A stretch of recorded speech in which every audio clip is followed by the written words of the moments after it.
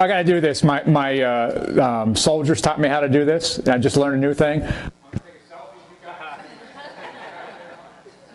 There you go. I learned you got to tilt that thing too. Can I go to the next slide first? I know we got some Navy guys. I saw that we've. Next slide. Push it. There you go. All right. So how many Navy guys? It's a great game, America's great game. So I want to first thank Steve Rizzo and Mark Allen for allowing me to be here. It's always an opportunity to talk a bunch of financial managers, especially about innovation. Now, my kids would ask, who would bring me up here to talk about innovation? Is that not working? Well, I'll tell you what. How about I use my command voice? All right. That's what I'll do instead of holding the mic. So I want to thank again everybody for allowing me to be here, the other speakers. It's for the next generation of financial managers. It's something I spoke a lot about when I was the Assistant Secretary of Financial Management and a primary interest. So I'll cover a little bit of that about why it's so important and where we are as we talk about innovation. Can I go to the next slide? You have the clicker on the podium. This right here? Yeah. Okay, somebody should have trained me on it. There you go. All right, just announced that during the football game, actually before, you can't keep anything secret, but Mark Miley is the current Chief of Staff of the Army and was nominated, intent to nominate, to be the chairman of the Joint Chiefs of Staff. Now, I don't throw that up there so you can see my face with his, but I want to tell you a little bit of story when I became the Secretary of the Army. First of all, I became the Secretary of the Army. I told everybody that it was kind of like a TV show. It was either Tim Allen, Last Man Standing, or the Designated Survivor, because I was the last guy from the previous administration. But I found it a tremendously interesting job. But my first morning, and you got to understand, I had served with General Mark Miley for some time before this. But I asked to see him the morning that I became on the 20th of January the Secretary of the Army, the acting secretary. And it was, tongue in cheek. He's busy now, sir. I said, no, I need to see him. And he came over, so I had a full schedule. I'm sorry, didn't think about this. And I said, we need to talk just about a couple things. He said, well, we got 15 minutes, all I need. So an hour later, we're still talking. And when we got done, he said something that I thought was humorous, but it speaks volumes where, to me, where some folks see financial managers. He said, how do you know so much about the Army? You're just a budgeteer.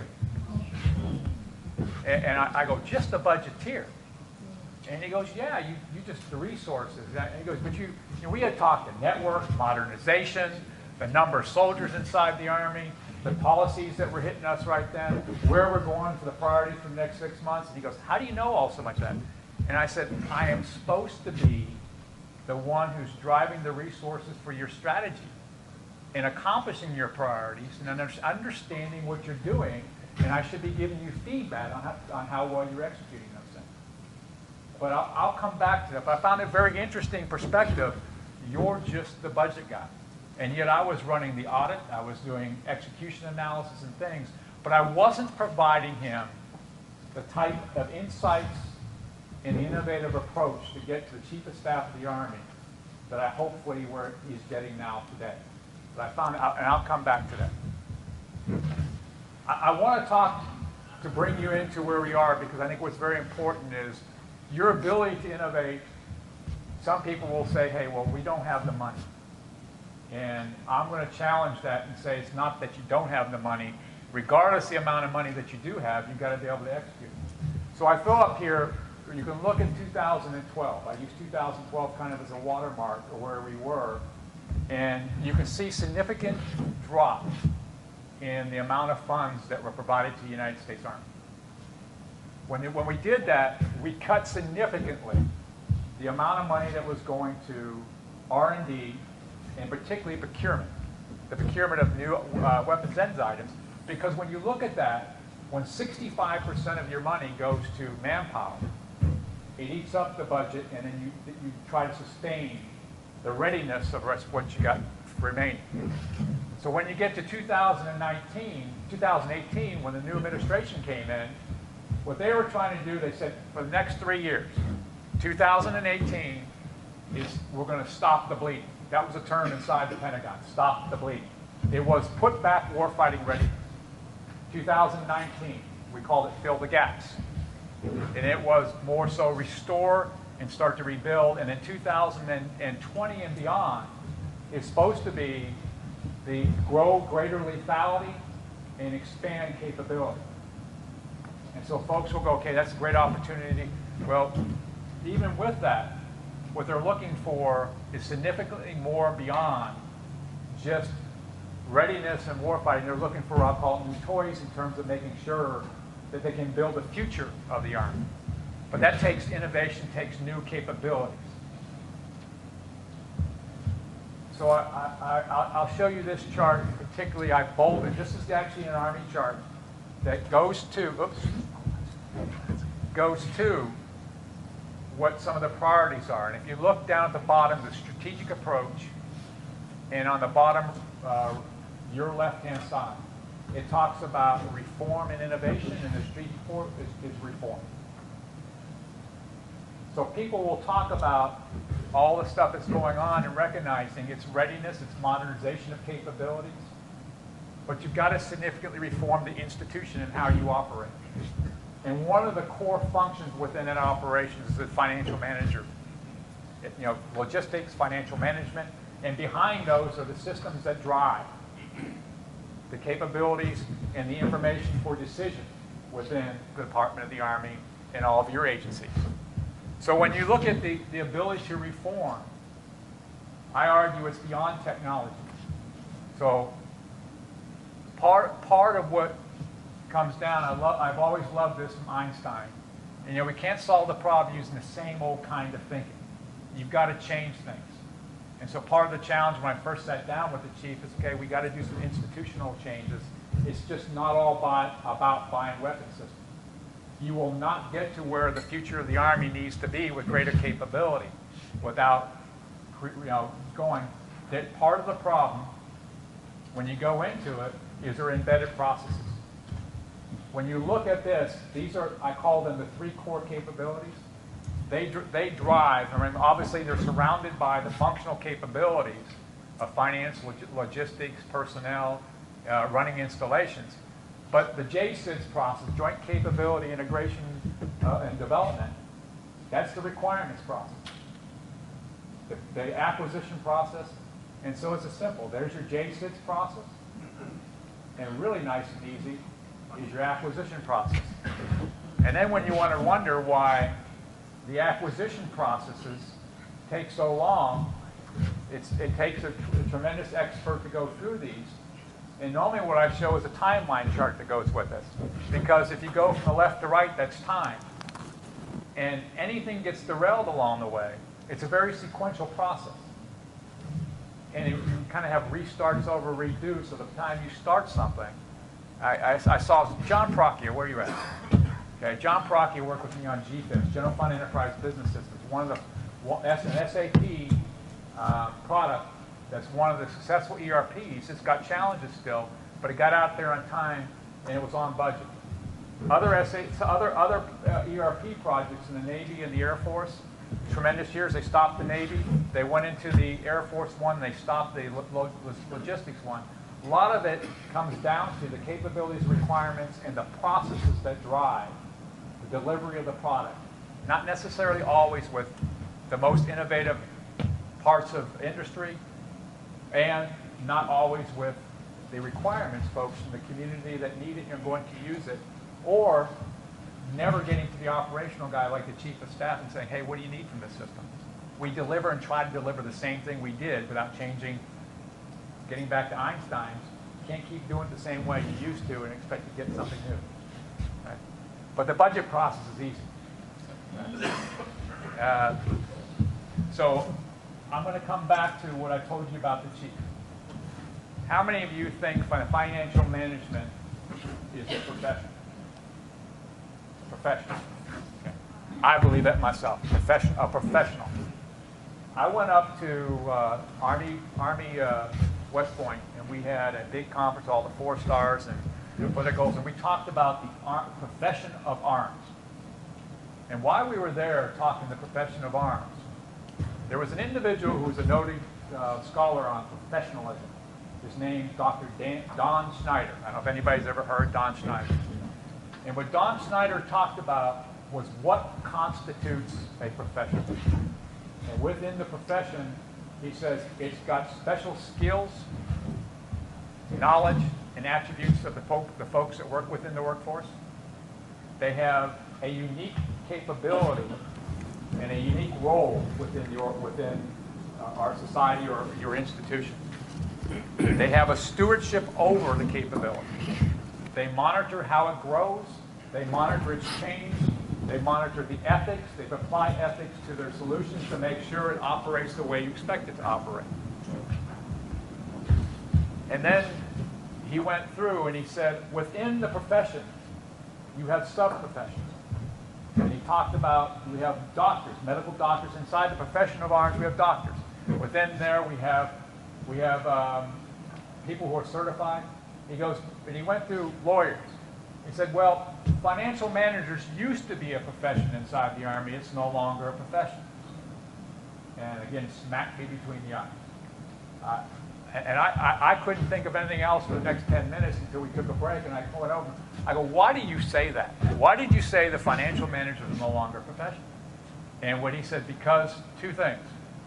One, you became transactional only, transactional, and you didn't continue to change and innovate how you operate.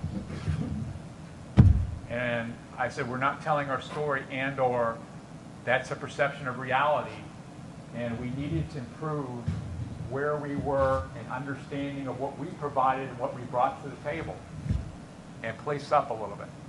So I was very happy, for instance, when DOD went through a certification process for their defense financial managers.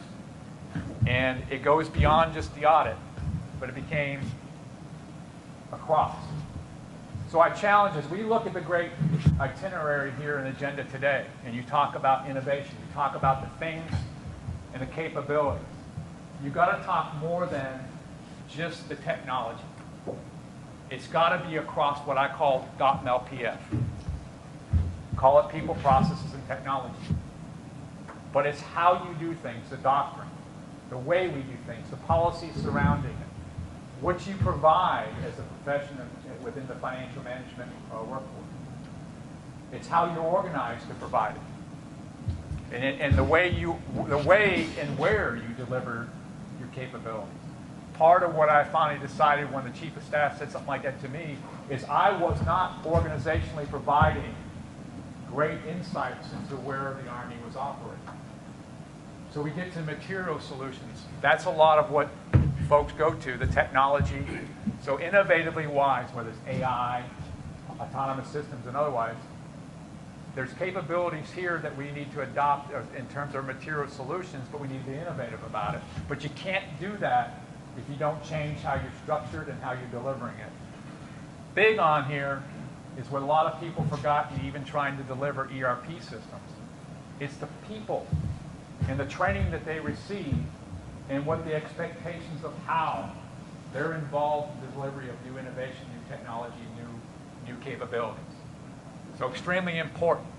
And part of that, you've got to bring along the leaders who are going to make that happen. And if they're not trained, educated, and developed in such, it goes back to Einstein. You keep teaching them the same way, and you don't provide the new thought processes of cost management, of why an audit's important, of what the new tools and how to use them, how to get into data analytics, you're not going to be successful because they can't lead the people who are trained to do new things. And lastly, the personnel-wise, is the key criticality of finding those individuals to come work within the financial management workforce and provide them the right skills, tools, and time to do what they need to do. There's the capabilities. So what I find extremely intriguing amongst what I've already shown you is that there's a lot of capability out here. And part of what the challenge becomes, both in dialogue here and in thought process of innovation, you can apply a lot of these. These are not the solutions that we're applying if you don't understand the value that you're trying to bring to the folks that you're delivering them to. So capabilities have to match to a problem and have to be understood as the outputs of what the value to your customers are. When I found that innovation has failed, it's usually because there wasn't a clear identified problem to solve. It was being applied because it's new technology. So today, as we're going through and looking for a budget that may be either $733 billion, could be $750 billion, maybe $700. We're talking 3 different values for the Department of Defense. It could go across each agency in terms of where. Within the current administration, the challenges of a new divided House, new CRs, new challenges, it shouldn't make a difference in terms of where we try to, as a financial management community, provide better insights into the execution, the analysis, and the what so to make better decisions. That's what I found. We always get into, for instance, the discussion of audits, policies around audits, about bringing in new technology. But you can't bring in these new capabilities and opportunities if you don't combine them and deliver them to the best outcomes and the intent that we want. So I challenge you here in terms of discussion, not only days like today, but keep this dialogue going. I spoke at, while I was Assistant Secretary of Financial Management Comptroller, and somebody once said to me, I talked about new financial managers who look at cost, who understand and do data analytics, who have the tools and capabilities at their fingertips within things like GFIBs and other new ERP type systems and new capabilities that you bring, to bring along those individuals that, and a person raised their hand in the discussion and they said, do you really think that's feasible? I challenge you, it's not only feasible, it's necessary. If you don't do it, as financial management community, you start losing your value and worth to those that we serve. We stop being those professionals. So the exciting part is there's great capabilities out there. Opportunities I've seen just recently at Stanford, MIT, or just up at MIT last week, and saw tremendous innovative thoughts in things like unstructured AI. That's artificial intelligence that can read unstructured data and tell you where problems are. You get to see new RPA, robotics and stuff, and see where it can go. But it needs to be led and guided along the way. So again, Steve, I thank you and Mark and others who bring together a forum such as this for a great day for discussion, to bring innovative thought, but you've got to bring it back, and you've got to help develop your workforce in the same thing. Because when I go back underlying inside there, it's the culture and the change management that is necessary with innovation that will bring us to the future. And so I thank you for the opportunity to speak to you this morning. And I look forward to the rest of the day here and the excitement of discussion across the policies of financial management innovation and the things that we can bring to our clients and stuff. So thank you very much.